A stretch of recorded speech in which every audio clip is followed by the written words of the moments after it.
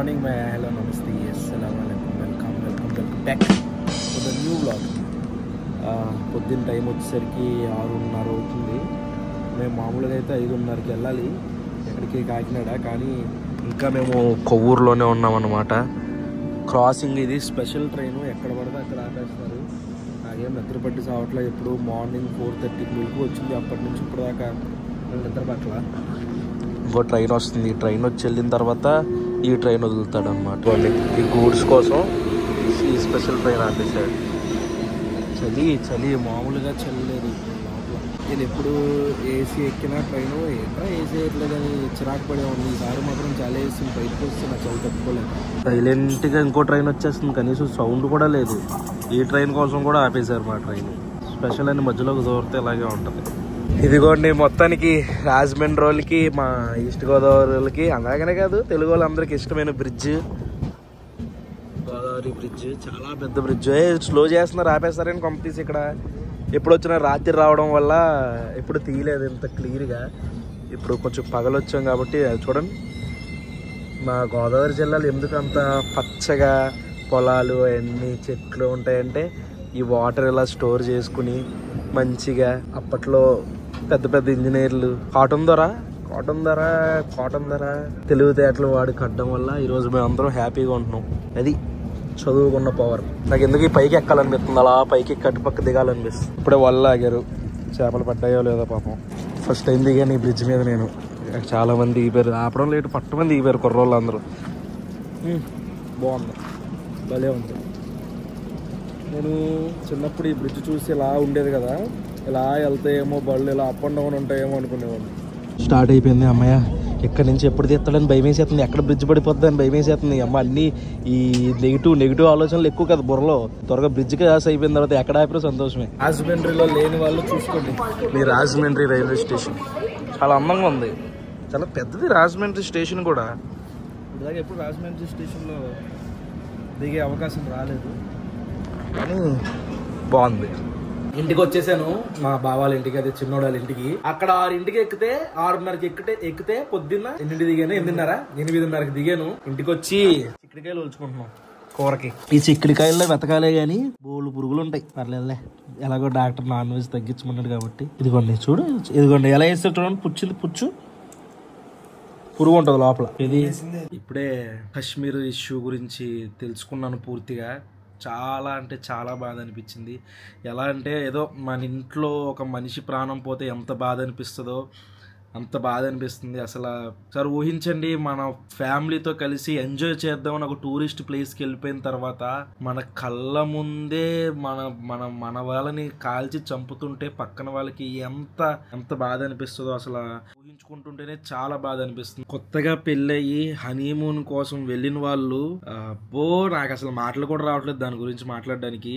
వాళ్ళు ఎలా అయితే క్వశ్చన్ వేసారో దానికి సమాధానం అలానే ఉండాలి. ఆ లోకల్లో ఎవరైనా సపోర్ట్ చేసినా సరే వాళ్ళ చెమడాలు ఒలిచేయాలి. అసలు నాకు ఎంత టెక్నాలజీ పెరిగింది కదా, ఎంత డెవలప్ అయ్యాం కదా, మన కంట్రీలోకి ఎవరు వస్తున్నారో రావట్లేదో కూడా తెలియట్లేదు మనకి. ఎక్కడో పాకిస్తాన్ నుంచి సరదా చేసి కాల్ చేసి చంపేశారా.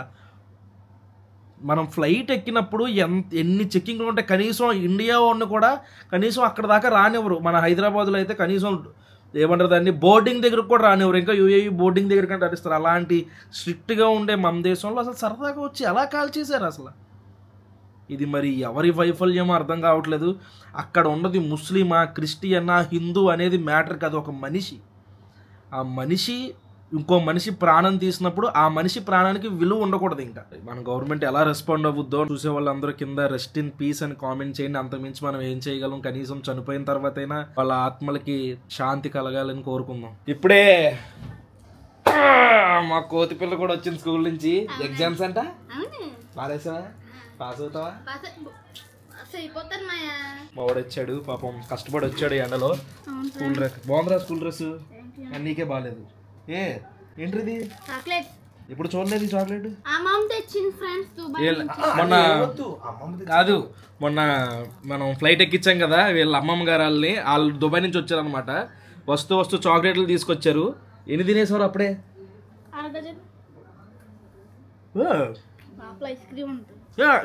ఐస్ క్రీమ్ ఉందిరా.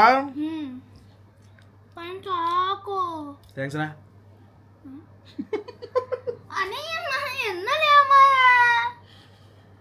అది నువ్వు నా చేతికి ఇవ్వకముందు ఆలోచించుకోవాలి. నాకు ఒక వీడియో చూశాను నేను, చూడండి. 4 మార్క్స్ తగ్గినాయి అంట టోటల్కి. 6 మార్క్స్ తగ్గినాయి అని చెప్పేసి ఏడు చేస్తుంది ఆ అమ్మాయి. 600 ఫ్రెండ్స్. నీకు ఎన్ని మార్క్స్ వస్తారు ఎగ్జామ్లో? ఎన్ని మార్క్స్ రావాలనుకుంటున్నావు? పాస్ మార్క్స్ వస్తే చాలు, అంతకు మించి ఏమొద్దు. మళ్ళీ డాడీ తిట్టకన్నా ఉంటుంది చాలు. అగాలి మైండ్ సెట్ ఇదిగోండి, ఇలా ఉంటది. ఆడవాళ్ళు 4 మార్కులు అలవా అమ్మ, 470కి 470 వచ్చేతాయా? తిడుతుంది అమ్మాయి 470 రాలేదని. మాట్లాడుకుని ఇంకోసారి రైల్వే స్టేషన్ రావాల్సి వచ్చింది, కాకినాడ టౌన్ స్టేషన్కి. ఎందుకంటే ఇప్పుడు ఒక పెద్ద మనిషి వస్తున్నాడు అనమాట, చాలా పెద్ద మనిషి. ఆ మనిషిని పికప్ చేసుకోవడానికి వచ్చాం. వస్తున్నాడు, దారిలో ఉన్న ట్రైన్ వచ్చిందా? 5 మినిట్స్ అంట. చివరి నుంచి చివరికి వచ్చేసరికి ఆడికి ఆవేశం వచ్చి గున్నొప్పి వచ్చేద్దాం. అయ్యి బాబోయ్, ఆ చివరి నుంచి చివరికి ఇక్కడ దాకా నడుచుకుంటూ రావాలి. మేము ఎడ్జ్లో ఉన్నాం అనమాట. ఇక్కడ మాకు త్వరగా వెళ్ళిపోవచ్చు అని ఆడు అక్కడ దిగి నడుచుకుంటూ వస్తాడు. ఇప్పుడు ఇక్కడ దాకా మనిషి ఇక్కడ దాకా ఎలాగో రాలేడని చెప్పేసి మా బావ వెళ్ళి బండి ఎక్కించుకొని తీసుకొచ్చారు. దాకా నేను చెప్పిన పెద్ద మనిషి ఎవరో కాదు, ఇదిగోండి పెద్ద మనిషి. చూడ్డానికి కూడా పెద్ద మనిషి. ఏంట్రాలి సన్నగా అయినట్టున్నావు? ఎక్కడ నువ్వు మురిసిపోతావు అని చెప్పాను రా. అలాగా చాలా లావు అయిపోయావు రాలి. వెరీ గుడ్ రా. ఎన్ని కేజీలు? 120. ఇంకోటి మా తెపాలంగాన్ని తీసుకురావడం కోసం వచ్చాం. షెట్లు ఆడతాడు అనమాట. ఇక్కడ పక్క జరగమ్మా. ఎంత షెట్లు ఆడినా చూడండి, కొవ్వు చూడండి, కొవ్వు. నిజం వాటర్ వేసేసుకున్నావు కదా మేము వస్తున్నామని చెప్పేసి. ఇప్పుడు దా కూర్చునే ఉన్నామంట కదా. సర్లే, నీకు ఏం తక్కువ లేదు పొట్ట. జనాలు భయపడతారు. ఎత్తి చూపి ఏంటో షెట్లకి ఎందుకు ఇంత పెద్ద కిట్ బ్యాగ్?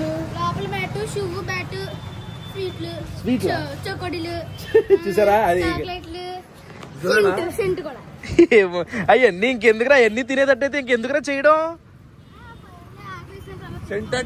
నాడు ఓకలపూడిలో ఇక్కడ సన్ మిల్క్ అని ఒకటి ఉంటుంది. ఇక్కడ లస్సీ చాలా బాగుంటుంది. మా స్పెషల్ లస్సీ రోడ్ నెంబర్ 4లో ఉంటుంది. స్వచ్ఛమైన పాలు పదార్థాలు లభించును. పాలు కూడా బాగుంటాయి. గడ్డ పెరుగు 2 బాటిల్స్ తీసుకున్నాం. ఒక బాటిల్ వచ్చి 70 రూపాయలు అంట. ఓపెన్ చేయాలి. బాగా తాగలమంటావు ఈ బాటిల్ మొత్తం. నువ్వు తాగేస్తావు, నేను వద్దు. అలాగే బా అన్ని చోట్ల ఉన్నట్టు ఉంది టేస్ట్. బాగుంటుంది, మంచి చిక్కగా ఉంది, తీయగా తిరిపోయింది. ఎప్పుడు వచ్చినా తాగుతాం ఇక్కడ. ఈ ప్లేస్లో తాగుతాం. అలీగఢ్ అయితే ఎప్పుడు వచ్చినా కావాలంటాడు, తాగకుండా వెళ్ళు. లీటర్ బాటిల్ ఇచ్చినా తాగా. బీచ్కి వచ్చాం కాకినాడలో. అదేంటో నైటే రాబుద్ది అవుద్ది బీచ్కి. ఆ అలలు సౌండ్ చూడండి, ఒకసారి వినండి ఎంత బాగా వస్తున్నాయో. వినబడిందో లేదో మీకు? చల్లటి గాలి. ఇది ఇక్కడేమో రాళ్ళు ఉంటాయి అనమాట. ఇలా ఉప్పాడ వెళ్ళే రోడ్లో రాళ్ళు ఉంటాయి. చక్కగా ఈ రాళ్ళ మీద కూర్చుని, ఇదిగోండి ఇలా రాళ్ళు ఉంటాయి అనమాట. హ్యాపీగా రాళ్ళ మీద కూర్చుని కాసేపు మాట్లాడుకోవచ్చు. ఇలాగే ఒక అరగంట కన్నా ఎక్కువ మాట్లాడితే పోలీసులు వచ్చేసి ఏంటమ్మా ఇక్కడ ఏం చేస్తున్నారు, ఏం కథలు పడుతున్నారు, ఇక్కడ సైలెంట్గా వెళ్ళిపోండి ఇక్కడ నుంచి అని చేసి పంపించేస్తారు అనమాట. బండి అక్కడ పార్క్ చేసాం. ఏది గుద్దకుండా ఉంటే చాలు. ఇది అంతా తడిచిపోయి ఉందన్నమాట. ఆల్రెడీ ఇక్కడ దాకా అలలు వచ్చేసినాయి. ప్రస్తుతానికైతే ఏం రావట్లేదు. బాగుంది, మంచి చల్లగా అలలు సౌండ్తో. అది మేము మ్యాటర్. ఇంటికి వచ్చేసాం. ఈ వ్లాగ్ అయితే ఇక్కడ ఎంజాయ్ చేసేస్తున్నాను. ఇక్కడ దాకా వీడియో చూసారంటే లైక్ చేయడం మర్చిపోద్దు. మళ్ళీ రేపు పొద్దున్న 8ంటికి ఇంకో వ్లాగ్లో కలుద్దాం. అప్పటివరకు ఉంటాను మరి. జై హింద్.